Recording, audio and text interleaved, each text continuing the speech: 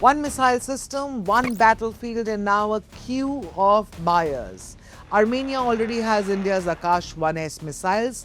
Now it was the upgraded Akash-NG. Tajikistan and Turkmenistan have also joined the list of interested clients. The Philippines, Brazil, several African and Middle Eastern nations, all asking questions.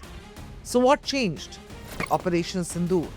India's air defense shot down drones and missiles in real combat on live television in front of the whole world. And that's the best advertisement that money can't buy.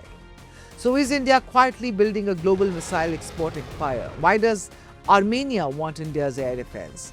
Did Operation Sindoor prove the system in a way that buyers could not ignore? The answer matters far beyond one missile export. They point to India's changing role in the global arms market.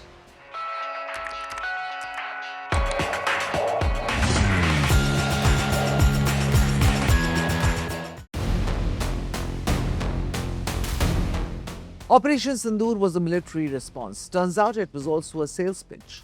On the night of May 8th and 9th last year, Akash batteries stationed in Jammu and Kashmir and along the western border shot down Pakistani drones, Biker kamikaze UAVs, wing-long variants, guided rockets, all neutralized.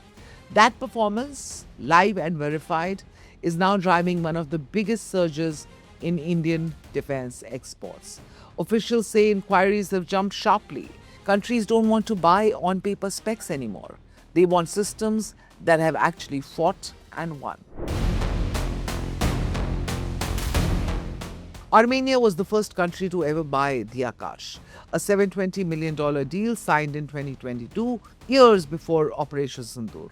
Roughly 6,000 crore deal, 15 systems, the first battery, 4 launchers, missiles, and of course a Rajendra fire-controlled radar was shipped out in November 2024. Deliveries are still ongoing. Armenia showcased the system at its Republic Day parade this year. And now, after the Akash-1S proved itself in Indian hands, during Operation Sindoor, Armenia wants more. Specifically, the next generation Akash-NG, which is a system with double the range up to 80 kilometers and a new radar built to survive drone swarm attacks. So this is not a random purchase. Armenia is boxed in by Azerbaijan and Turkey, both of which have openly backed Pakistan and are hostile to India. Yerevan needs serious air defense and it does not want to depend on Western or Russian suppliers with strings attached. Now India fills that gap, and Operation Sindoor gave Armenia proof that the system works against exactly the kind of threats it fears: drones, cruise missiles, saturation attacks. The Azerbaijani media, which once mocked the Akash deal as outdated, is now calling it a serious regional threat. Armenia was just the opening. Former DRDO chief Samir Kamath has confirmed that Akash systems have now gone to Tajikistan and Turkmenistan also, new markets in Central Asia, where India previously had almost no defense footprint. The interest doesn't stop there. The Philippines and Brazil are in active discussions too. Several African and Middle Eastern countries are reportedly evaluating the Akash-1S and the Akash-NG. So India's broader defense export target, 50,000 crore rupees by 2028-29, no longer looks like a stretch. It's backed by real, combat-tested demand. And India's relationship with Armenia is of course no longer limited to just air defense. Yerevan has acquired or displayed Indian systems, including Pinaka ATAGS, Trajan artillery and Swathi weapon locating radar. The Armenian military has increasingly showcased these systems publicly. That means India is building something more valuable than a single export contract. It is building a defense relationship, and that relationship has geopolitical consequences. The Caucasus sit between Europe, Russia, Turkey, Iran, and Central Asia. India has traditionally had limited military influence there.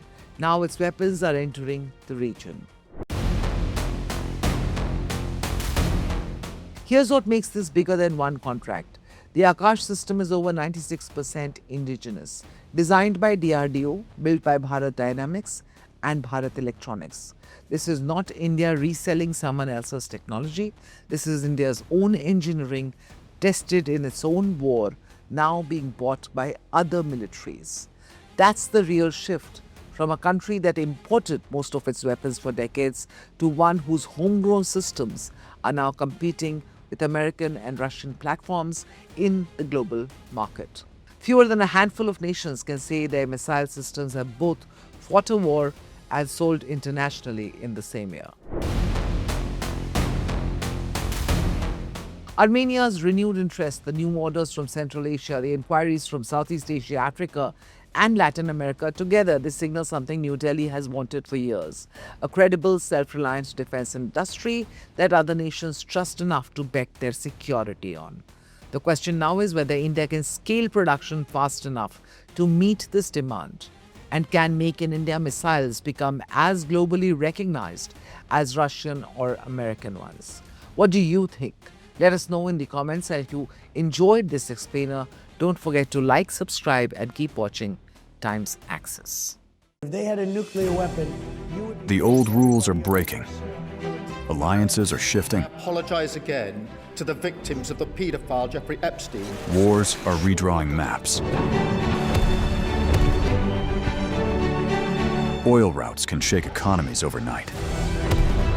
One election in America can impact markets in Mumbai. No tax on tips. One move by China can alter the balance in Asia. One conflict in West Asia can hit every Indian household. This is no longer a distant story. This is our story. Your story. Because for the first time in decades, India is not watching from the sidelines. India is rising. India is negotiating. India is balancing rivals. India is building military strength. India is shaping trade routes. India is becoming central to the new global order. And yet, most global news is still told through someone else's lens. Washington's lens, Beijing's lens, London's lens. But where is India's lens? Where is the platform that explains the world from our perspective? Welcome to India's Axis, a new destination for geopolitics, strategy, and power seen through India's eyes. From Neighborhood Watch to the biggest global stories that matter to you. Why tensions in the Taiwan Strait matter to India. How one move by China can affect India's security. What turmoil in Pakistan means for regional stability. How Bangladesh, Sri Lanka, Nepal, and Bhutan shape India's neighborhood. Why oil choke points can hit your wallet. How wars abroad can reshape India's security. This is not noise. This is not shouting. This is not recycled headlines. This is sharp, intelligent storytelling. Daily explainers, war room analysis, strategic conversations. Because news is everywhere, but perspective is rare. And in the age of confusion, clarity is power. Axis is for the audience that wants more than headlines. The axis of global power is shifting. India is at the center of that shift. It's time the world was explained accordingly. To understand the world through India's strategic lens.